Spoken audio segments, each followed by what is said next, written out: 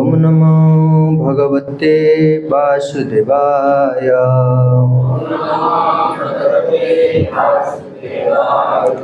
ओम नमो भगवते वासुदेवाय। ओम नमो भगवते वासुदेवाय।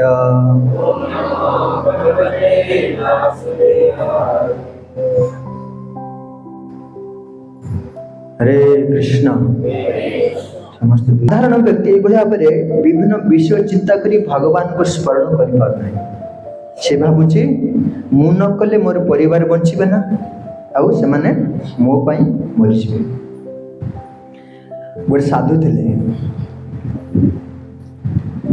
साधु पाक जन व्यक्ति जाती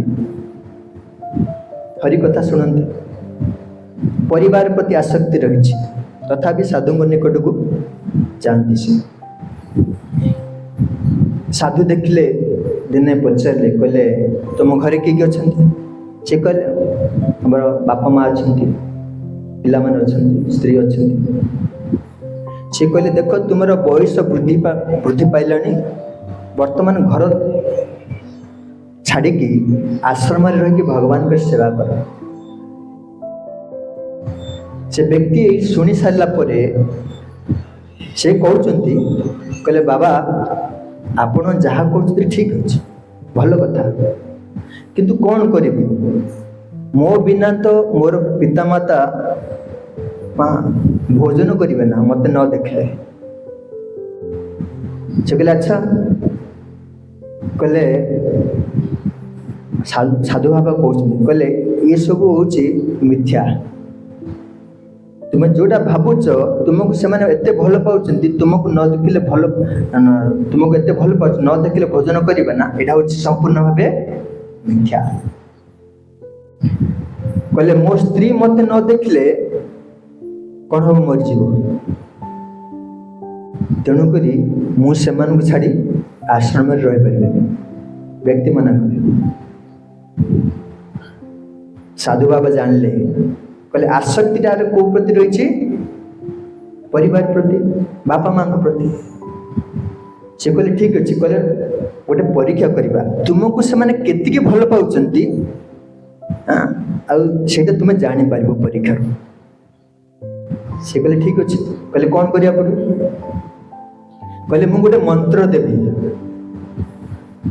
से मंत्रटा तुम्हें जो भोजन करवा से कौन कर पाठ कर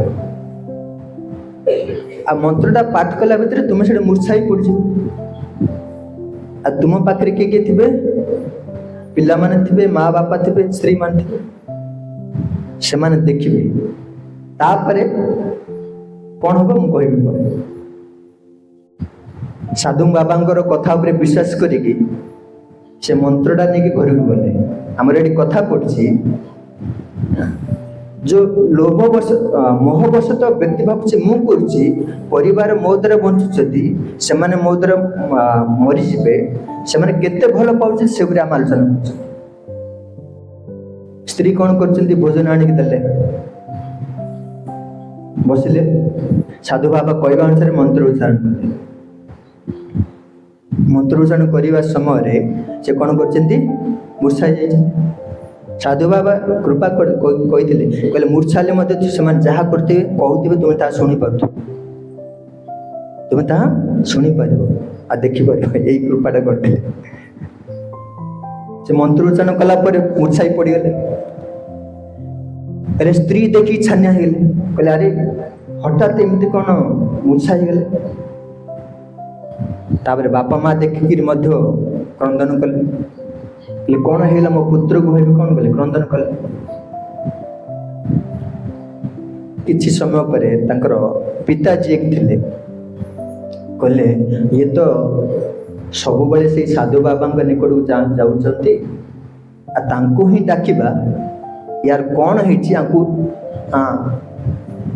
भल करेंगे एभली भाव भावी कौन कले साधु बाबा डाकिले। साधु बाबा आसले कहले कौन है ना आपणकर शिष्य आपण किसी से शिक्षा करते आपण गुरु हिसाब से ସେ କିଛି ଶିକ୍ଷା କରିଛନ୍ତି, ତାଙ୍କୁ ଏଭଳି ଭାବରେ ଭୋଜନ କରୁଥିବା ସମୟରେ ତାଙ୍କର ଏଭଳି ଭାବରେ ମୂର୍ଚ୍ଛା ଦଶା ହେଇଛି, ଆଉ ତାଙ୍କୁ ବଞ୍ଚେଇ ଦିଅ। ସାଧୁ କହିଲେ ଠିକ ଅଛି, ଗୋଟେ କ୍ଷୀର ଗ୍ଲାସ ଆଣ। କ'ଣ କହିଲେ? କ୍ଷୀର ଗ୍ଲାସ ଆଣ। କ୍ଷୀର ଗ୍ଲାସରେ ସେ କ'ଣ କଲେ, ଦକ୍ଷିଣ ହସ୍ତରେ ଆଙ୍ଗୁଠି ଗୋଟେ ପୁରେଇକି ମନ୍ତ୍ର ଉଚ୍ଚାରଣ କଲେ। ମନ୍ତ୍ର ମାନେ କ'ଣ? ଖାଲି ପାଟିଟାକୁ ଖାଲି ଉପର ତଳକୁ କରୁଛନ୍ତି, କିଛି ମନ୍ତ୍ର ଫନ୍ତ୍ର କିଛି ନାହିଁ। ପାଟିଟାକୁ ଖାଲି ଉପର ତଳକୁ କରୁଛନ୍ତି, ମନ୍ତ୍ର ପଢ଼ିଲେ। ଘର ଲୋକ ଦେଖୁଛନ୍ତି ସାଧୁ ବାବା କ'ଣ ମନ୍ତ୍ର ପଢୁଛନ୍ତି, ଏଥିରେ କ'ଣ ହବ? ଆମର ପୁତ୍ର ବଞ୍ଚିଯିବ, ମୋ ସ୍ୱାମୀ ମଧ୍ୟ ବଞ୍ଚିଯିବ। ସାଧୁ ବାବା ମନ୍ତ୍ର ଉଚ୍ଚାରଣ କରିସାରିଲା ପରେ କହିଲେ ତୁମର ପୁତ୍ର ଆଉ ସ୍ୱାମୀଙ୍କୁ ଯଦି ବଞ୍ଚେଇବାକୁ ଚାହୁଁଛ ତାହେଲେ ମୋର ଗୋଟେ ସର୍ତ୍ତ ଅଛି। କ'ଣ ସର୍ତ୍ତ? ନା ଏ କ୍ଷୀର ଗ୍ଲାସଟା ଯିଏ ପାନ କରିବ ସିଏ ମରିବ, ଆଉ ତାର ପୁତ୍ର ବଞ୍ଚିବ। ଯିଏ କ୍ଷୀର ଗ୍ଲାସ ପାନ କରିବ ତାର ସ୍ୱାମୀ ବଞ୍ଚିବ, ତା ସ୍ତ୍ରୀ ମରିବ।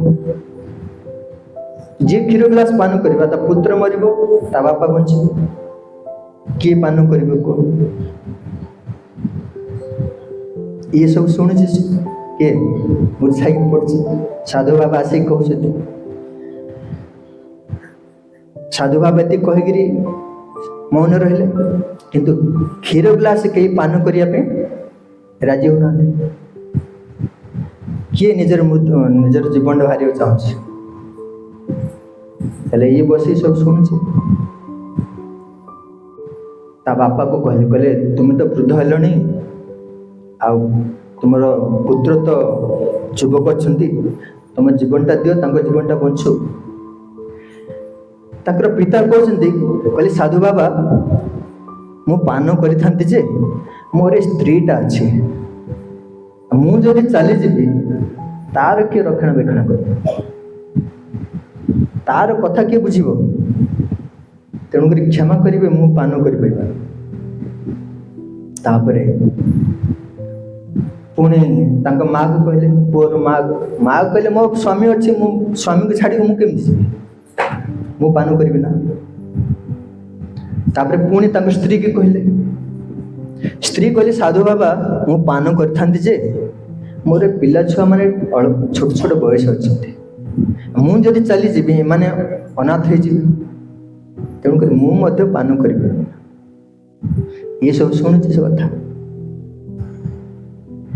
ତାପରେ ଶେଷରେ ନିଷ୍କର୍ଷରେ ପହଞ୍ଚିଲେ ପରିବାର ଲୋକ। କ'ଣ ନା ଯେମିତି ତାକୁ ବଞ୍ଚେଇବାକୁ ପଡ଼ିବ। ତାଙ୍କର ପିତା କହୁଛନ୍ତି, କହିଲେ ସାଧୁ ବାବା ଆମେ ତ ଗୃହସ୍ଥରେ ଅଛୁ, ଆମେ ତ ସେୟା କରିପାରିବୁନି, ଆପଣ ତ ଏକା ଅଛନ୍ତି, ଆପଣ ପାନ କରିଦଉନାହାନ୍ତି, ଆପଣ ପାନ କଲେ ମୋ ପୁତ୍ର ବଞ୍ଚିଯିବ। ସବୁ ଇଏ ଶୁଣିଛି। କହିଲେ ବାବା କହିଲେ ହଁ କହିଲେ ମୁଁ ପାନ କରିବି। ପାନ ପକରି କହିଲେ ମନ୍ତ୍ର ଉଚ୍ଚାରଣ କରେ, ମୁଁ ଯାହା କହିଥିଲି। ତା ନା ଗୋପାଳ ଥିଲା। କହିଲେ ଗୋପାଳ ମନ୍ତ୍ର ଉଚ୍ଚାରଣ କରେ। ସେ ମନ୍ତ୍ର ଉଚ୍ଚାରଣ କରି ଉଠିଲା। କହିଲା ଦେଖିଲ କେତିକି ଭଲ ପାଉଛନ୍ତି ତମ ସ୍ତ୍ରୀ, ତମର ପିତା ମାତା, ତମ ପିଲାମାନେ। ସିଏ କହିଲେ ହଁ ବାବା ବୁଝିଗଲି, ଏ ସଂସାରରେ କେହି କାହାର ନୁହନ୍ତି, ଖାଲି ମୁଁ ମୋହବଶତଃ ମୁଁ କହୁଥିଲି ଏମାନେ ମୋ ଦ୍ୱାରା ବଞ୍ଚୁଛନ୍ତି, ମତେ ନ ଦେଖିଲେ ଏମାନେ ମରିଯିବେ, ଭୋଜନ କରିବେ ନା, ମୁଁ ମୋହବଶତଃ ଭାବୁଥିଲି ଏମିତି, କିନ୍ତୁ ସଂସାରରେ କେହି କାହାର ନୁହନ୍ତି। ବୈରାଗ୍ୟ ଆସିଲା ତାଙ୍କରି। ସାଧୁଙ୍କୁ ସେଠି କହୁଛନ୍ତି ମୁଁ ଆପଣଙ୍କ ସାଙ୍ଗରେ ଆଶ୍ରମରେ ରହିବି, ଆଉ ଘରେ ରହିବି ନା। ହରିବୋଲ କହି ଚାଲିଗଲେ। ତ ଭକ୍ତି ବିନୋଦ ଠାକୁର ବହୁତ ସୁନ୍ଦର ଗୋଟେ ସଙ୍ଗୀତରେ ଗାଉଛନ୍ତି, ଆପଣ ମୋ ସାଙ୍ଗରେ ଗାଇବେ।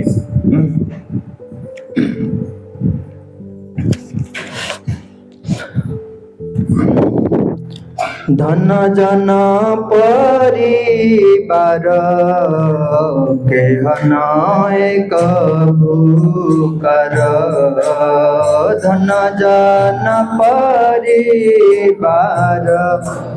केहन एक धन जन परिवार केहन एक भूकर। धन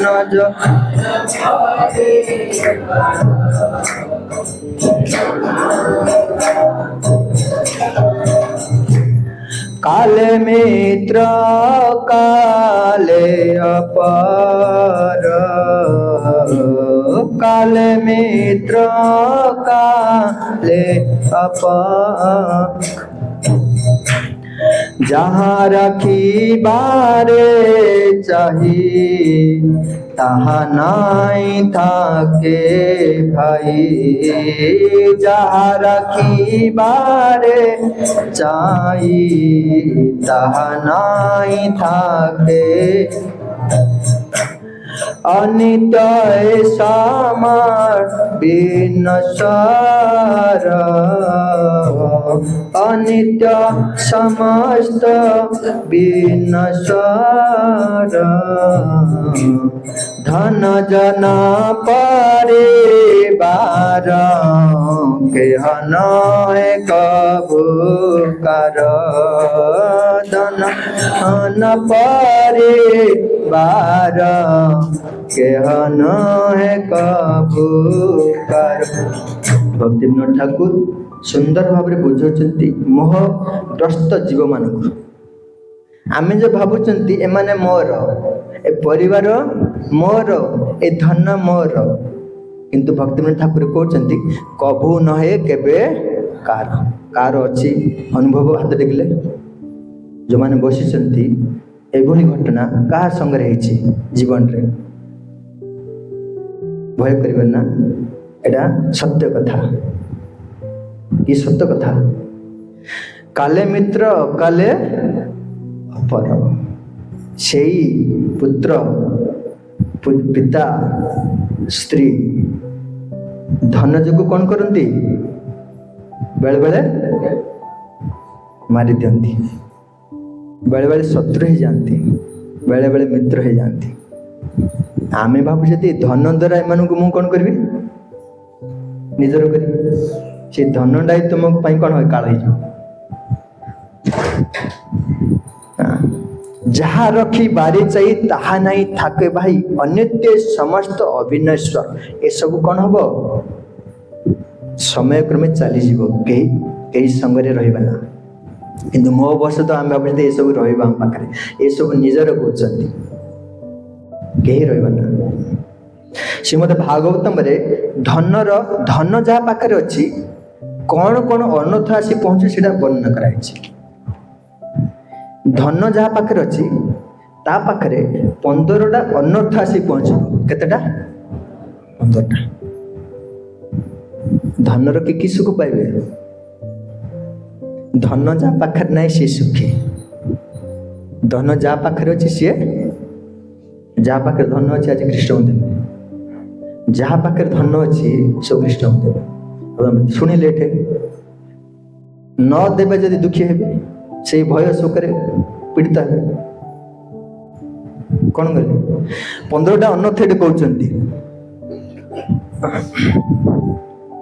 श्रीमद भागवत रे 15टा अनर्थ ये कहते स्तेयम हृषम नृतम दंभ काम क्रोध स्मय मद भेदो वैरम अविश्वास संस्पर्धा व्यसनानि च।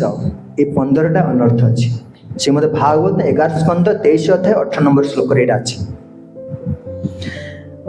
स्तेयम स्तेय माने सी चोरी करिवो जेते धन थिबो अधिक आउरी कोन करबो आशा करिबिन आउरी अधिक हबो कि नै ता बोली कर्म करियो सेडा होची चोरी। आ हिंसा जा पाखरे अधिक धन थियो सी हिंसा करिवो होजे ना नै। नृतम माने से मिथ्या कहब से दाम्भिक हम तार काम भावना बेस वृद्धि पाइब। काम काम माने एटा करी सेटा करी कई कौन गुड़े कामना वृद्धि पाइब। जहाँ पाखे धन थी से क्रोधित हम बेसी, सरल हम ना, कपटी हम जहाँ पाखे धन थी। जहाँ पाखे धन थी गर्व आसब, तार अधिका अहंकार बढ़, भेद बुद्धि कर सी, आउ शत्रुता बढ़ अन्य मानक देले, समस्त अविश्वास कर जहाँ पाखे धन अच्छी। आ लंपटता, लंपटता माने नारी मान प्रति आकृष्ट हम जहाँ पाखे धन अच्छी। जुआ खेल बसे, आउ कौन कर मद्यपान कर, ये 15टा अनर्थ आसो जहाँ पाखे धन अच्छी। तेणुक कहुए सावधान, अधिक लोभ कर। भगवान जी धन देती सेतिक ही कौन करेंगे, हाँ घर चलेबे, ता सहित भजन करेंगे। जदि अधिका आशा करुँचे अनर्थ आसी पहुँचब, भय शोक लोभ रे ग्रस्त पीड़ित हेबे। कृष्णा हरे कृष्णा कृष्णा कृष्णा